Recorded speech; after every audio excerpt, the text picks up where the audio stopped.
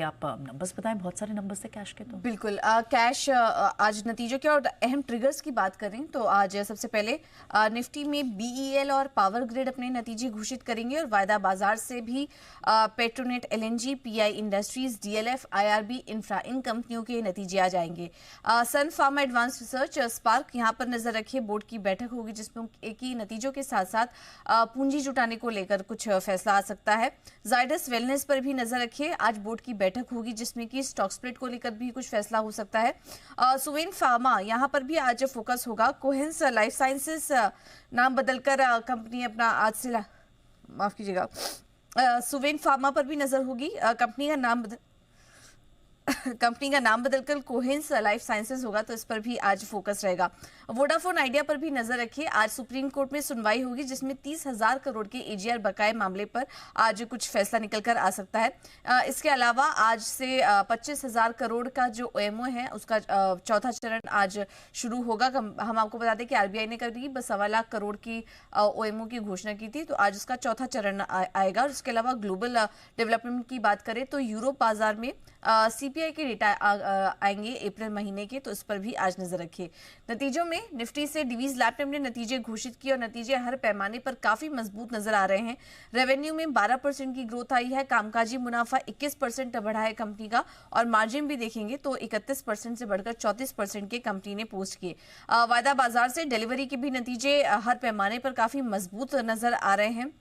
घाटे से मुनाफे में आ चुकी है कंपनी, 119 करोड़ का कामकाजी मुनाफा भी दर्ज किया है इस बार, और रेवेन्यू भी देखेंगे तो वहां पर 9% की बढ़त देखने को मिली। एस्टिमेट से बेहतर नतीजे इस बार देखने को मिले, और कैश बैलेंस भी काफी मजबूत नजर आ रहा है। कुछ कैश सेगमेंट के नतीजों की बात करें तो क्रेडिट एक्सेस ग्रामीण नतीजे कमजोर हैं, ब्याज से आय में गिरावट आई है, मुनाफे में भी करीब 88% की गिरावट कंपनी ने दर्ज की। धामपुर शुगर्स पर भी आज फोकस होगा, ऑपरेशनली नंबर्स कमजोर नजर आ रहे हैं और कह सकते हैं कि मिले जुले नंबर्स हैं, क्योंकि रेवेन्यू में 10% की बढ़त नजर आ रही है, मुनाफा 5.5% घटा है, मार्जिन के फ्रंट पर नंबर्स कमजोर नजर आ रहे हैं। उसके अलावा कंपनी ने बायबैक को भी मंजूरी दे दी है।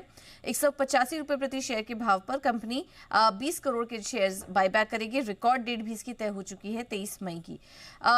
इसके अलावा इंद्रप्रस्थ मेडिकल कॉर्पोरेशन यहाँ पर भी नजर रखिए, रेवेन्यू में 6% की ग्रोथ आई है, मुनाफा 31% बढ़ा है कंपनी का।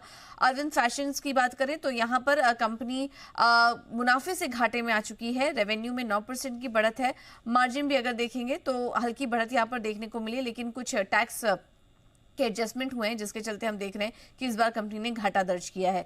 जेनटेक नतीजे मजबूत हर पैमाने पर, रेवेन्यू में करीब 1.25 गुनी बढ़त देखने को मिली है, मुनाफा 2 गुना बढ़ा है कंपनी का, अन्य आय से भी यहाँ पर मुनाफे को सपोर्ट मिला है। और इसके अलावा आखिर में बात करते हैं प्रीमियर एनर्जीज की, यहाँ पर भी नतीजे अच्छे नजर आ रहे हैं।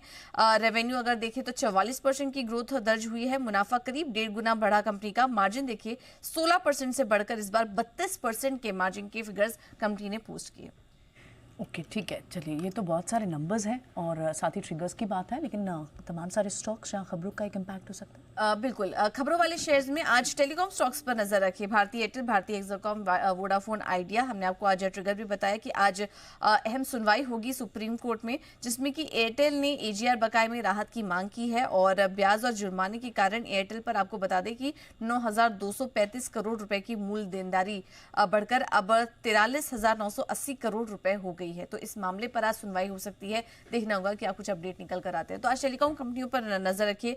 टेक्सटाइल कंपनियां भी आज फोकस में रह सकती हैं। बांग्लादेशी इंपोर्ट पर कंपनी ने सरकार ने सख्ती की है। भारत का कपड़ा, धागे, पीवीसी, प्लास्टिक और फर्नीचर इंपोर्ट पर यहां पर सख्ती हो चुकी है।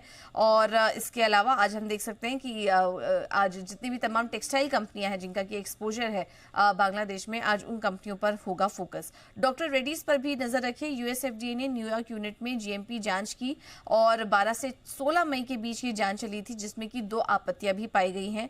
जेएसडब्ल्यू स्टील भी फोकस में रहेगा। 23 मई को बोर्ड की बैठक होगी, जिसमें कि क्यूआईपी और एनसीडी के जरिए पूंजी जुटाने को लेकर कुछ फैसला आ सकता है। बीईएल नतीजे तो आएंगे, लेकिन इसके अलावा एक और खबर आ रही है, कंपनी को कुछ ऑर्डर मिले और तमाम डिफेंस कंपनियों पर वापस भी फोकस रहेगा। काफी सारी खबरें यहाँ से निकल कर आ रही हैं।